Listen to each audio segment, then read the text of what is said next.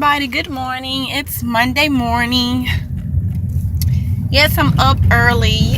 I can't seem to sleep late anymore. It's Memorial Day and I'm off of work.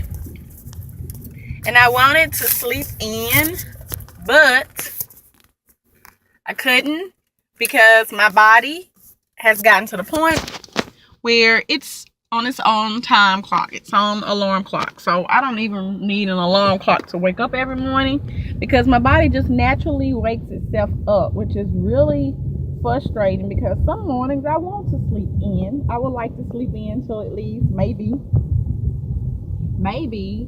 9 or 10 o'clock. It would be nice, but I can't because my body is set up on its own alarm clock. So every single morning I get up between 6 and 6:30.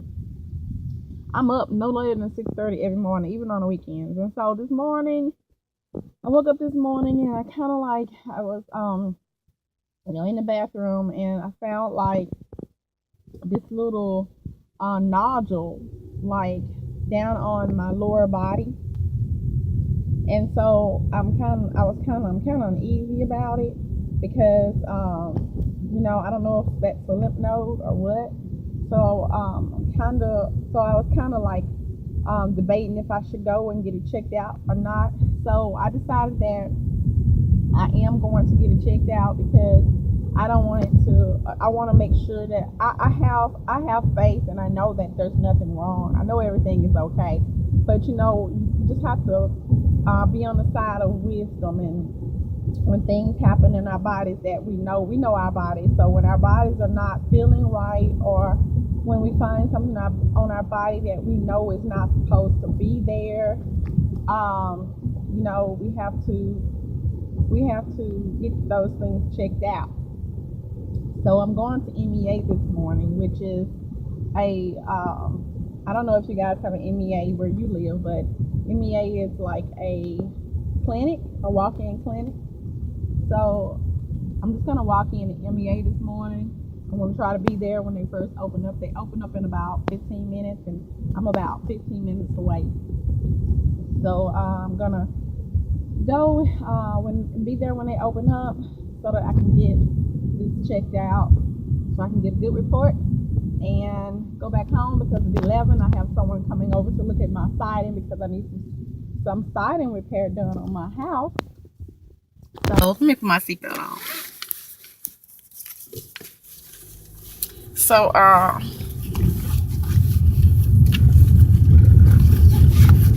yeah, I have someone coming to look at some siding, to look at the side of my house because I have some pieces of siding that has rotted away and I need to get that repaired. So the siding that's on my house is a siding that they were building houses back in the 90s with this type of siding, and there was like a lawsuit against the company that was using this siding because the siding was like not the best product, and it was easy to, like, I guess, rot or have issues.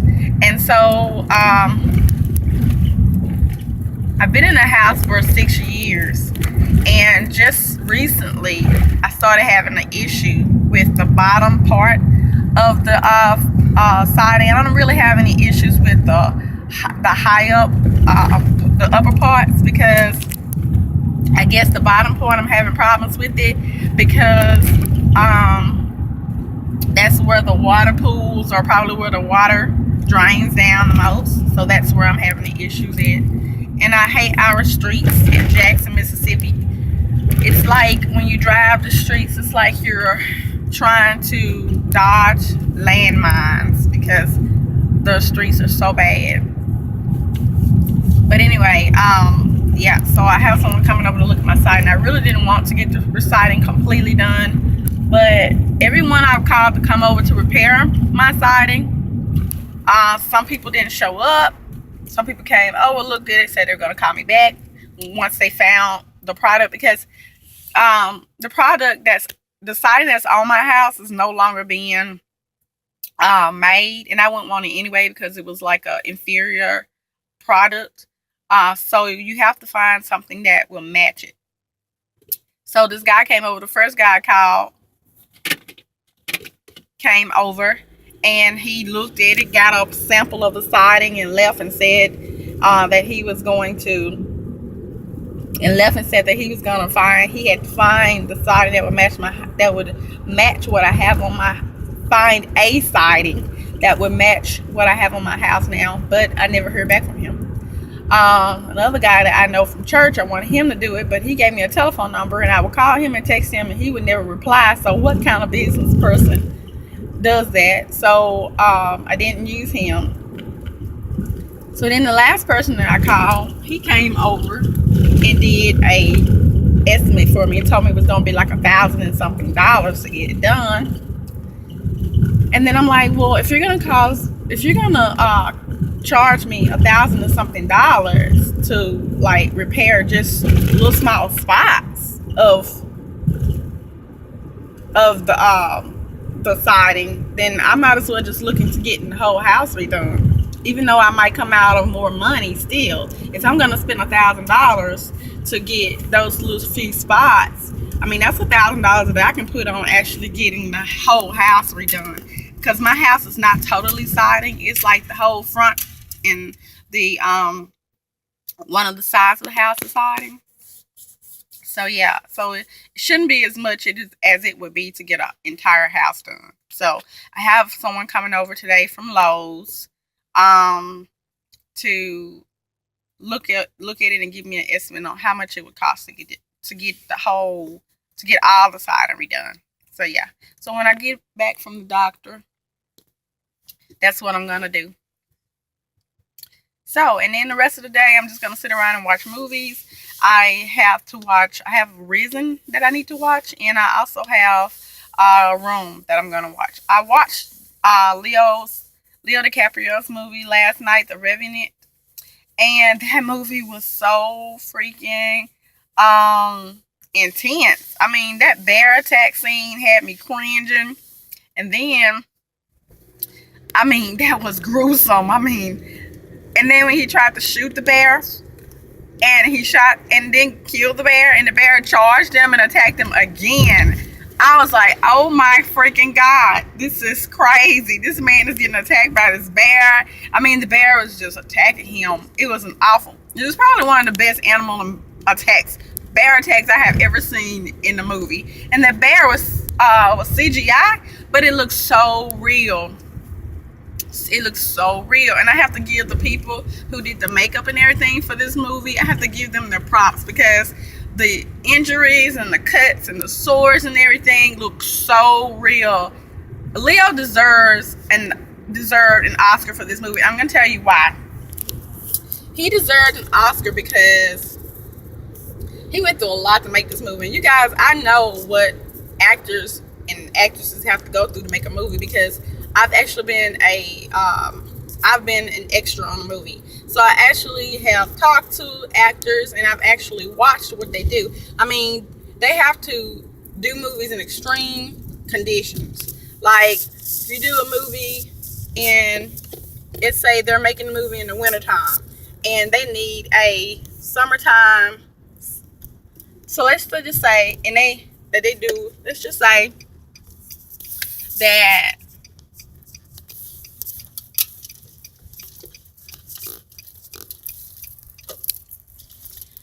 just say that I'm sorry, I'm trying to bark. Guess I can't do two things at one time, right? But let's just say that you're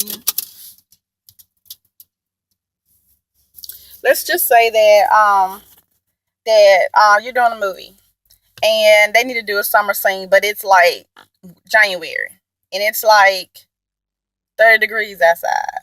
But you have to do a summer scene in the pool, in water, in the winter. So they have these big heaters set up so that when the actors are finished doing their scenes, they can come in and they can warm up. But the thing about it is, you can work on one scene for an entire day. So you could be out in the elements, out in the extreme heat or extreme cold. You can be out there for a whole day. It's not like you go and you do the scene for an hour or two and that's it. No, you do the scene for a whole day. So Leo was out in the snow and out in this environment for not just a day, but the entire length of this movie, because the majority of this movie was made in the cold. So, I give him props for that. He deserved an Oscar for that. So kudos, Leo. And another thing that I thought in the movie that was that I really thought about was he went through one thing after another in this movie. Like when he cut the horse open and crawled up inside of the horse to stay warm. Oh my God. I was like, what else is this man gonna go through? When he ate raw buffalo with blood on it. Oh my God. I was like, oh my God, what else? I'm like, that is really, really, really pioneer living right there. But I don't know. It was a good movie. It's a really good movie. I hate that it's not really known what this man really went through, because it's based on a true story, but they say that a lot of it is probably made up or embellished. What is going on with my hair? Hold on for a minute, y'all. Yeah, they say it's probably like a legend, just embellished, but I'm pretty sure he went through a lot of the stuff. But like in the movie, I mean, one minute he's just like extremely hurt, and then the next minute he's walking around. So I'm like, okay, that just to me wasn't really real. So I was just thinking, they probably should have, given him a little bit more time to like heal, but at the same time, they did it. They had to do what they had to do with the length of time that they had. I mean, was only like almost 2.5 hour movie. So hey, there's only so much you can do within that length of time. So, but it was a really good movie. So today I'm gonna watch Risen in Rome, and that's gonna be the rest of my day probably. And then tomorrow is back to the rat race, back to work. So you guys, I'm waiting right here for the doctor office to open. It should open in about, let's see, about 5 minutes. So, talk to you guys later. You guys have a wonderful and blessed Memorial Day.